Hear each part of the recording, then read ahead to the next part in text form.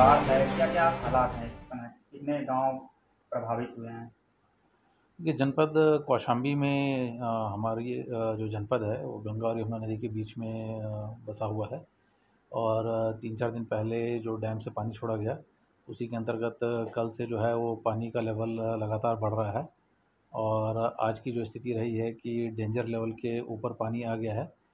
तो अब तक हमारे जनपद में कुल मिला के तकरीबन 40 से 45 गाँव प्रभावित हुए हैं, परंतु अधिकांश गाँवों में जो फसल है वो डूबे हैं और जो आबादी क्षेत्र है वो अभी प्रभावित नहीं है।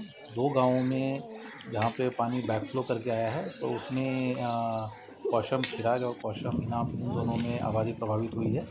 कौशम खिराज में तकरीबन 10 परिवार हमारे प्रभावित हुए हैं, जिनको कि अधिकांश लोग अपने परिवार के अन्य सदस्यों के यहाँ चले गए हैं। और वहीं पर पास में जो पाठशाला है, प्राथमिक विद्यालय है, जिसको कि हम लोगों ने बाढ़ चौकी बनाया है, वहाँ पे भी व्यवस्थाएं पूरी की हैं। और इसी प्रकार से कौशम इनाम में अभी तक 4 परिवार प्रभावित हुए हैं, तो वो लोग भी अभी अपने अन्य परिवार के सदस्यों के यहाँ शिफ्ट किए हैं। तो कुल मिला के ये है कि स्थिति अभी तक नियंत्रण में है और वहाँ पर हमारी बाढ़ चौकियाँ पूर्ण रूप से एक्टिव कर दी गई हैं।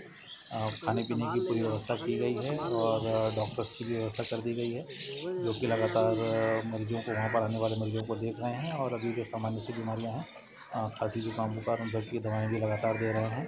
साथ ही साथ एसडीएम साहब को भी ये कहा गया कि वो भ्रमणशील रहें। इसके अलावा सूचनाओं की व्यवस्था करा दी है, जिससे कि लोग अपने जो भी आवश्यकता के सामान है उनको ले जा सकें। चाइल्ड में कितने मतलब हैं गाँव ऐसे प्रभावित और मंझनपुर क्षेत्र में? मंझनपुर तहसील में जो हमारा कौशाम्बी ब्लॉक पड़ता है, वहाँ पे तकरीबन 10 से 12 उधर कहाँ जाना, इधर चलना है, पीछे साइड प्रभावित है।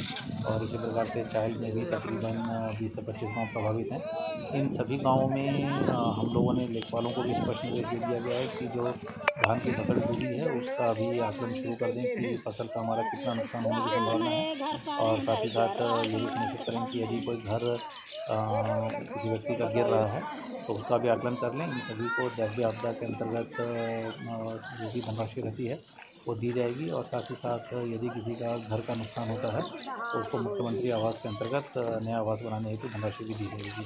गाँव ऐसे हैं कि वहाँ पे पानी घुसने लगा है, यमुना जी बढ़ते हुए।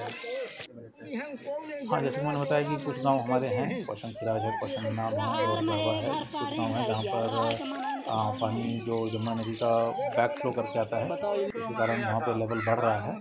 तो वहाँ पर अभी नावों की व्यवस्था भी की गई है। और अभी तक जो परिवार प्रभावित हो रहे हैं उनको हम लोग प्रयास कर रहे हैं कि जो हमारे बाढ़ चौकी केंद्र बनाए गए हैं, बाढ़ राहत केंद्र हैं, वहाँ पर उनको शिफ्ट करा दिया जाए। तो व्यवस्थाएं पूरी रखी है। इनफैक्ट जो जानवर हैं वो सब प्रभावित ना हो, इसके लिए भूसे की भी समुचित व्यवस्था कराई जा रही है कि जो भी गांव के जानवर हैं उन सबको भी भूसा सही समय पर उपलब्ध कराया जा सके। गाँव में पानी घुस आया है, क्या क्या दिक्कतें हैं यहाँ? सर यहाँ हमें सारी दिक्कतें हैं। हमारी पूरी फसल नष्ट हो गई है, जो किल्लही नदी से हमारा पूरा जमुना का पानी किल्लही नदी में घुस जाता है। इसके कारण से हमारा गांव एक टापू के समान हो जाता है। पूरा गांव चारों तरफ से घिर जाता है। एक एक घर में पानी घुसना शुरू हो गया है। लमसम पूरा अभी इतना आधा, अभी बाढ़ चालू हुई है, अभी बाढ़ ख़त्म नहीं हुई है। बढ़ना अभी जमुना जी बाढ़ रही हैं। तो इसलिए हमें कोई यहाँ कोई किसी तरह के मतलब सुविधा नहीं दी जा रही है। न कोई प्रशासन यहाँ आ रहा है, न कोई स्वास्थ्य विभाग का आ रहा है। यहाँ हमें अगर कोई यहाँ बीमार भी हो जाता है तो हमें उसको दवा करवाने में बहुत दिक्कत होती है। सारे मार्ग यहाँ से बंद हो गए हैं।